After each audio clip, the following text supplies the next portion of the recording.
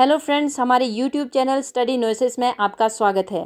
हम एक बार फिर से आपके सामने हाजिर हुए हैं बहुत ही इम्पॉर्टेंट सेशन को लेकर, जो पार्ट 7 है, जिसमें हम हिमाचल ट्राइब्स के बारे में पढ़ रहे हैं। तो इस बार का जो सेशन है वो गद्दी समुदाय पर आधारित है। गद्दी समुदाय से किस तरह के क्वेश्चन एग्ज़ाम में बनते हैं और कौन से क्वेश्चन पहले आ चुके हैं, ये सब हम डिस्कस करेंगे इसी सेशन में। तो आइए चलते हैं हमारे फर्स्ट क्वेश्चन पर। तो आइए ये है हमारा पहला question. Which place in Himachal Pradesh is known as Kailash? Himachal Pradesh की किस जगह को कैलाश के नाम से जाना जाता है?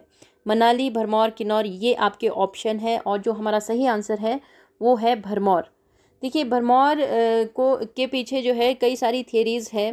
गद्दी का भरमौर में जो भी निवास है उसके पीछे कई सारी थियरीज़ है। ऐसा माना जाता है कि जब मोहम्मदन आक्रांताओं ने आक्रमण किया तो गद्दी जो है वो यहाँ आकर बस गए थे, और भरमौर जो है उनके प्रमुख, जिनको वो देवता मानते हैं, शिव को, उनकी प्रमुख गद्दी है वहाँ पर, तो वहीं से वो गद्दी कहलाए।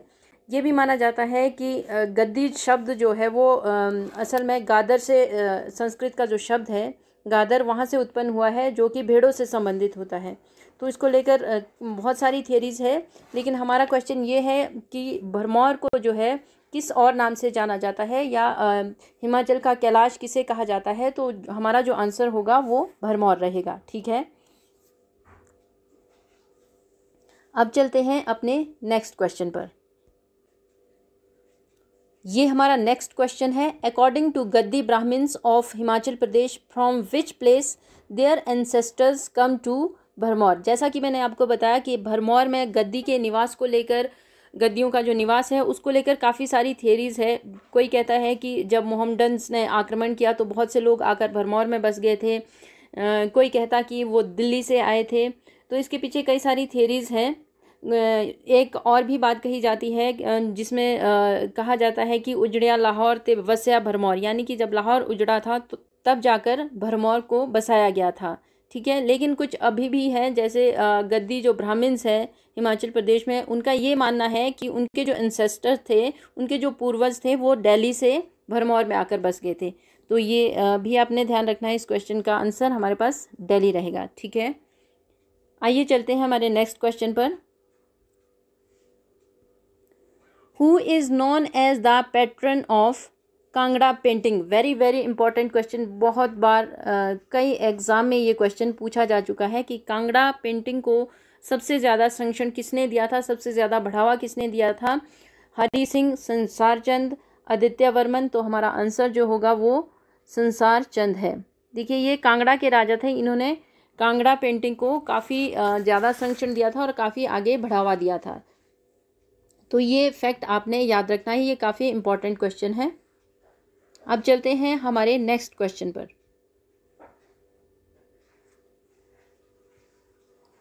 विच राजा of Kangra married to नोखू a Gaddi girl and made her his queen?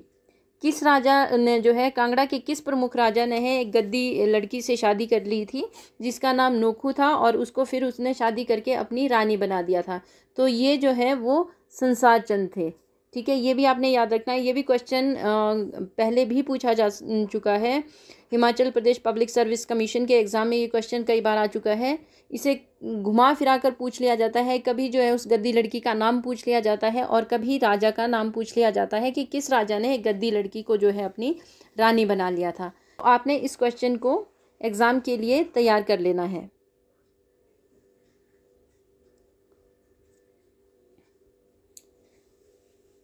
Next question है। Which tribes mainly speaks western Pahari language of Sanskrit Aryan family? Sanskrit Aryan family की जो लैंग्वेज है वेस्टर्न पहाड़ी, वो कौन सी ट्राइब बोलती है? स्वांगला, दासाज, गद्दी। तो गद्दी जो है वो पश्चिमी पहाड़ी बोलते हैं, जो कि मेनली संस्कृत आर्यन फैमिली से ओरिजिनेट हुई है।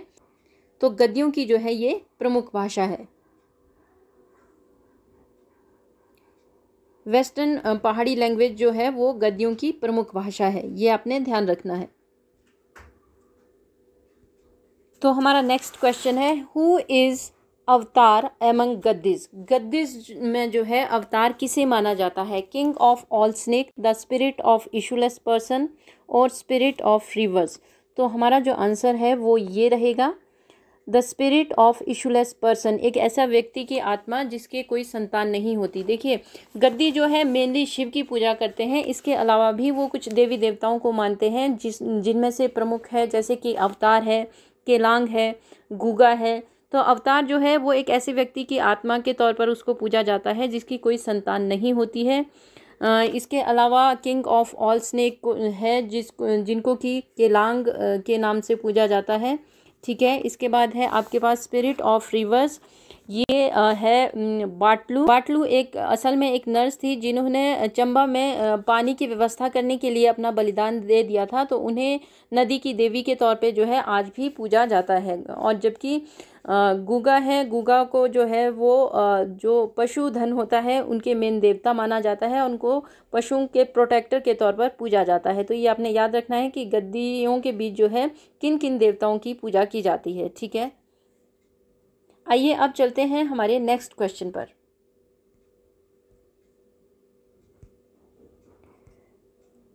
व्हाट इज जिन फूक और ब्राड फूक? Very very important question. ये क्वेश्चन भी पब्लिक सर्विस कमीशन में पूछा जा चुका है, एक बार नहीं कई बार ये क्वेश्चन पूछा जा चुका है, तो इसलिए आपने इस क्वेश्चन को बहुत ध्यान से पढ़ना है।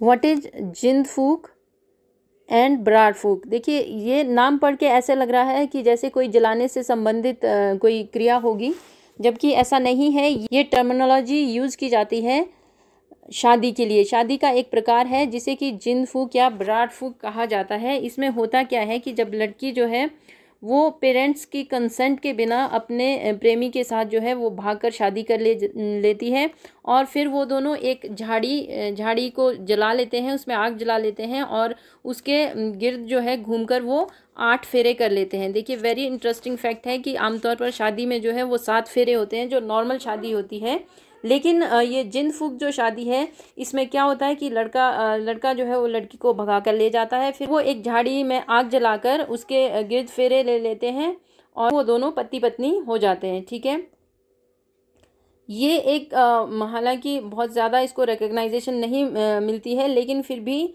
एक अच्छी जो है वो शादी का इसे प्रकार माना जाता है। ठीक है, आइए अब चलते हैं नेक्स्ट क्वेश्चन पर। झंझारा, marriage is a marriage by, यहाँ पर आपसे पूछा जा रहा है कि झंझारा जो मैरिज है वो किस तरह की है या किसके द्वारा की जाती है। इलोपमेंट बाय अ टीनेजर, एक जो टीनेजर है उसके द्वारा भाग जाना, या remarriage by a married women और a widow, marriage by a girl और a boy with parents consent. तो इसमें हमारा जो आंसर है वो पॉइंट नंबर 2 है, marriage by a married women और अ विडो। देखिए, ये भी बहुत इंटरेस्टिंग सा एक फैक्ट है।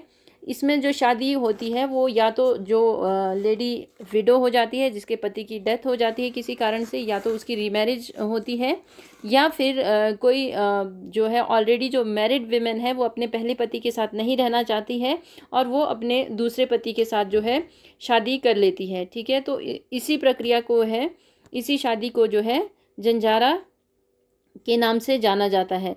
अगर ये दोनों जो है पहले पति पत्नी अपनी सहमति से अलग होते हैं तो उसे सोसाइटी बड़ी आसानी से मान लेती है, तो आसानी से शादी हो जाती है। लेकिन अगर पहला जो पति है वो दूसरे पति पर कोई केस कर लेते हैं या फिर इस तरह से कर लेते हैं कि वो ज़बरदस्ती उन्होंने उनकी वाइफ के साथ शादी की है, तो क्या होता है कि जो सेकंड पति होते हैं उन्हें कंपनसेशन के तौर पर कुछ राशि जो है वो बिरादरी पंचायत के सामने उससे पहले पति को देनी पड़ती है।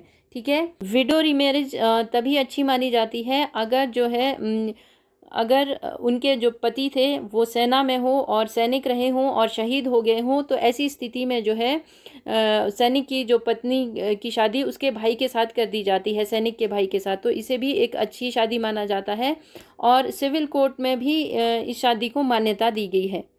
ठीक है, तो ये आपने याद रखना है। अब चलते हैं नेक्स्ट क्वेश्चन पर। घरज्वांतरी इज़ अ टाइप ऑफ, ये भी शादी का एक प्रकार है, ये भी काफ़ी इंटरेस्टिंग सा फैक्ट है। घरज्वांतरी, ये इसमें देखिए आंसर आपके सामने है कि घरज्वांतरी इज़ अ टाइप ऑफ गृह प्रवेश, मैरिज, बर्थ सेलिब्रेशन। तो इसका जो हमारे पास आंसर है वो रहेगा मैरिज। तो ये शादी का एक प्रकार है। इसमें देखिए होता क्या है कि इसमें जो पति होता है, जिस लड़की से उसको शादी करनी होती है, वो उसके घर में कम से कम 2 साल और अधिकतम 8 साल तक एक सर्वेंट के तौर पर काम करता है। उसके घर में जाके उसे, जहाँ से उसे शादी करनी होती है, उस लड़की के घर में जाके उसे 2 से 8 साल तक काम करना होता है और 8 साल के बाद ही वो अपनी पत्नी को लेकर घर आ सकता है। इस दौरान वो अपनी पत्नी के घर में ही रहता है, उसके घर में काम करता है। लेकिन शर्त ये रहती है कि पति जो है वो केवल लड़की के घर में ही काम कर सकता है, उसके रिश्तेदारों के यहाँ उसको काम करने नहीं भेजा जा सकता। हालांकि अब ये प्रथा काफ़ी ज़्यादा प्रचलन में नहीं है, लेकिन फिर भी ये एक प्रकार रहा है शादी का गद्दियों के बीच में। ठीक है। इसके अलावा है बट्टा सट्टा, जिसमें होता ये है कि जिस लड़के की शादी होती है वो जिस लड़की से शादी करता है उसके भाई के साथ अपनी बहन की शादी कर लेता है। ठीक है। और एक दान पुण्य मैरिज है। इसमें भी ये माना जाता है कि लड़कियों की शादी को एक दान के तौर पर देखा जाता है। तो ये एक नॉर्मल विवाह है जो कि जनरली कंसेप्ट सभी जगह रहता है कि इसीलिए शादी जब लड़की की होती है तो कन्यादान को बहुत ज़्यादा महत्व दिया जाता है। ठीक है। तो ये शादियों के बहुत से इम्पॉर्टेंट प्रकार है जो अक्सर गद्दी जो समुदाय है उससे रिलेटेड क्वेश्चन इस तरह के बनाए जाते हैं कि शादियों के प्रकार क्या है या ये किस तरह का रिचुअल है। ठीक है। नेक्स्ट क्वेश्चन है, चादरू चोला डोरा is a traditional dress of. Very very important question. 2 से 3 बार ये क्वेश्चन जो है Himachal Pradesh public service commission में HS लेवल तक पूछा जा चुका है। चादरू चोला डोरा इज़ अ ट्रेडिशनल ऑफ किसकी ड्रेस है ये? तो ये आपने ध्यान रखना है कि ये गद्दियों की ड्रेस है। ठीक है। तो फ्रेंड्स ये थे गद्दी समुदाय से रिलेटेड जो बहुत इम्पॉर्टेंट क्वेश्चन थे जो इस सेशन में हम आपके लिए लेकर आए हैं। उम्मीद है कि आपको ये सेशन पसंद आया होगा, क्योंकि इसमें हमने गद्दी से रिलेटेड जितने भी इम्पॉर्टेंट क्वेश्चन थे और जो भी पूछे जा चुके हैं पहले या जिसकी संभावनाएं आगे हैं उन सभी को डिस्कस किया है। तो उम्मीद है कि आपको ये सेशन पसंद आया होगा। इसी तरह के सेशन के लिए हम मोटिवेट होते रहें, इसके लिए आप हमारे चैनल को सब्सक्राइब कीजिए, लाइक कीजिए और ज़्यादा से ज़्यादा शेयर कीजिए। Thank you.